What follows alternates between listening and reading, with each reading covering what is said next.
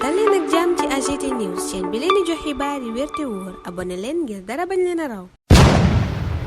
AGT News daleen ak jàmm mbokki internet yu AGT News mbirum Sénat nekk na loo xam ne jaaxal na sénégalais yépp loolee nag waral maître Ngagne Demba Touré am ay kaddu yum ci jote yëkkati mu ne kii di président Macky Sall lépp lu muy def rek jamono jii da ciy boole salfaañe yoon këyit bi président Macky Sall xaatim ngir nommé ñu bees ñi war a nekk ca Sénat daf ci am ñetti ponk yoo xam ne dëppoowul ak yoon suñ sukkandikoo ci article L7 bu code électoral moom Ngagne Demba Touré ma ngi koy daal di faram fàcce ba ci njëkk mu ne nga xam ne nag moo di Sénat buñ koy nommé ña fa war a nekk ñëpp leen war a ràññee ci seen mandute ràññee leen itam ci ñàkk far fenn ñooñee waruñoo laale ak lenn loo xam ne dafa ñeel yu wàññi seen crédibilité kanamu acteur politique yi ba nga xam ne ñoom dañuy jàpp ne seen neutralité dafa daal di des te ci ñi nga xam ne nag ñu bees la ñu nommé leen daf ci am kuy wuyoo ci turu Cheikh Awa Balla Fall moomee nga xam ne ñëpp ràññee nañ ko ci mu amoon ab mouvement la ko taxoon a jug mooy jéem a falaat président Macky Sall ci 2017 alors que loolee nag dëppoowul ak yoon bi nga xam ne mooy tax ñuy fal ay nit fële ca Sénat waral maître Ngagne Demba Touré ñëw ci ñaareelu ponk bi doomi Sénégal yi ñuy tabb teg leen ca Sénat warul nekk loo xam ne président da koy def rek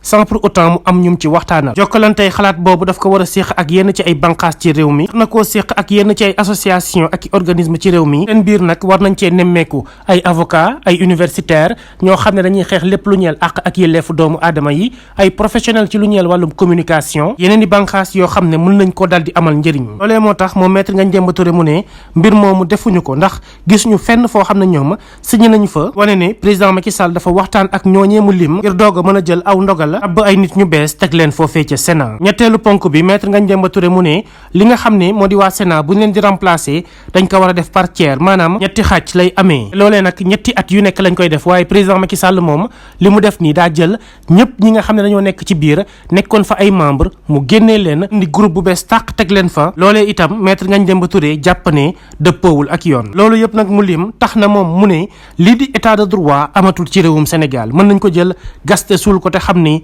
amatu fii président Macky Sall yàq na ko yaxeet moom nag nee na yàgg na koo wax te du jug ci di ko wax président Macky Sall xamul droit maanaam xamul yoon loolee moo tax moom mu jàpp ne résistance nationale ak républicaine mooy tax ñu mën a sauver Sénégal ci dictature bi nga xam ne moom la nekk di dund jamono ji loolu mu gëm moo tax mu jeexalee aw kàddoom ñaari baat yi di xeex rek loolee nag nekkoon ay kàddu yi maître Ngagne Demba Touré Sénégal nag mbir mi xew ca Sénat la ñëpp di waxtaanee ndax bu fekkente ne avocat wu Ousmane Sonko dañ koo saisiraat ngir ñoom ñu substitué wu maanaam jël place u DGE ngir jébbal leen ay fiche de parrainage laata ñu koy def ñu gis président Macky Sall wàccee leen ñoom ñëpp teg fa ñeneen loolee dafay tey xel ay nag gën a dëggal njort bi nga xam ne am nañ ko ne président Macky Sall leen naa ko yitteel muy bañ Ousmane Sonko participer ci jongante atum 2024 li mel nag nekk loo xam ne faree ak leader des patriotes yi nanguwuñ koo dégg ndax nee nañ amul lenn loo xam ne mën na koo tee bokk ci jongante atum 2024 amagul condamnation bu définitive amagul lenn loo xam ne mën na ko koo daal di xañ ba ca conseil constitutionnel sax bu fa demee day jàll facilement moom Ousmane Sonko ñetti dossiers yi ko concerne yëpp amagul ci benn bu koy xañ bokkam ci atum 2024 muy bu Adji Sarr muy bu Mame Mbaye Niang ak mbirum càccum téléphone bii ñu ko toppee am yeneen charge yuñ ci teg lépp tey buñ ko dajalee benn mënu ko cee tere bokk waaye nag am na mbir moo xam ne faw ñu daal di koy fàttali mooy askanu Sénégal ñooy tànn kiy doon seen 5e président loolee nag moo waral ñoom li nga xam ne moom la ñuy sàkku mooy élection yoo xam ne day inclusive maanaam bu ñëpp di bokk transparente leer nañ équilibré du am benn bot di compté daal di yemale ñëpp te ba noppi itam mu nekk lu démocratique sénégalais yi ñooy xëy suba jël seeni carte électeur jubali ca bureau de vote ya tànn ki leen doy ngir mu daal di leen jiite carte électeur yooyu itam faw ñu taxaw ci tuuti ndax tàmbali naa génn yow mi nga xam ne bindu woon nga te jotagoo ci sa carte demal ci banqaas yi nga xam ne ñoo teewal état ci sa gox muy ca préfecture ya muy sa mairie ya fu mu mënti doon rek xam ne fa nga bindoo woon demal nga laajte ndax sa carte génn na nga récupérer ko ndax loolee mooy sa baat loolee képp moo la mën a may wax kan ngay tànn atum 2024 ngir mu jiite sam réew di Sénégal waaye nag lu ni mel boo ko deful ëllëg mën naa am kuy jiite réewum Sénégal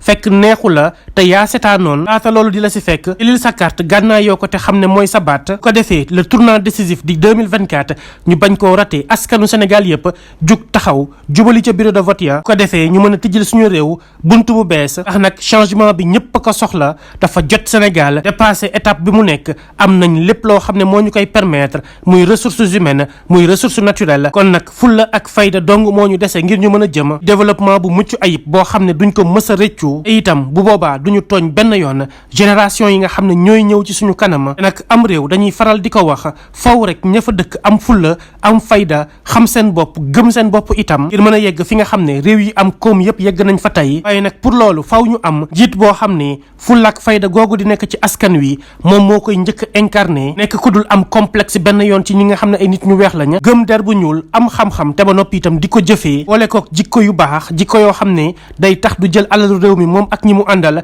di ko pàccoo fàtte ne askanu Sénégal ñoo leen fa teg ngir ñu liggéeyal leen. am nañ yaakaar ne sénégalais yi yeewu nañ ci loolu tey ndax nag système bi fi nekkoon mënul continuer benn groupuscule maanaam benn pàccu nit bu ndaw jël alalu askan wi di ko pàccoo di ko séddoo ci def lu leen neex boole kook yépp askan wi loolee nag mënatul continuer faw sénégalais bu ci nekk di yëg boppam ci réew mi xam ne kat réew mee ngi soppeeku ñi koy jiite itam am nañ suñu kersa fonk nañ ñu teg nañu suñu place ay njiit boobu di ko war a incarner ñun ñoo koy tànn le 25 février 2024 kon tànneef bi waruñu cee juum warul nekk loo xam ne ay junnee ki ñaari junni moo koy motiver warul nekk loo xam ne naxee mbaay képp moo koy lal ba ëllëg ñun ñuy am jafe-jafe bay dund li nga xam ne Ousmane Sonko waxoon na ko ci assemblée nationale sénégalais yi nga xam ne ñoo tax tey jii Macky Sall ñu falaat ko dañ doon jox ay 5000 ak 10 000 moo waral les sénégalais vont souffrir te loolee moom lañ nekk di dund jamono ji amul benn sénégalais bu mën a taxaw ne amul ay jafe-jafe wala yëgul li nga xam ne mooy dund gu cher gi courant ak ndox gu métti gi lépp nag ci kenn képp lañ koy delloowaat muy ki ñu fi teg muy njiitu réew mi